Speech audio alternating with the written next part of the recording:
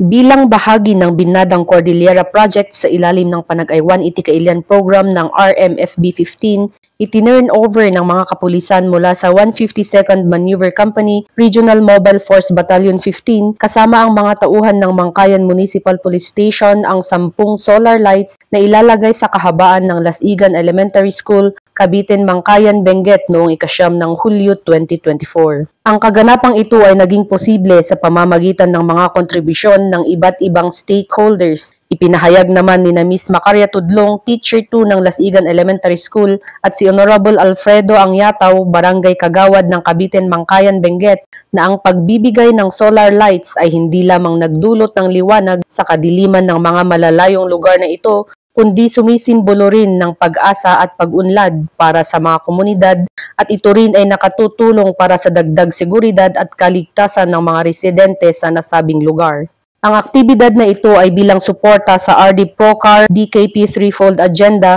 Disiplina at Dasal, Kakayahan at Kaunlaran, Pagmamahal at Pagtupad sa Tungkulin. Mula dito sa La Trinidad, Benguet, ako ang inyong PNN correspondent, Patrolwoman Digman, alagad ng batas, tagataguyod ng Balitang Pulis.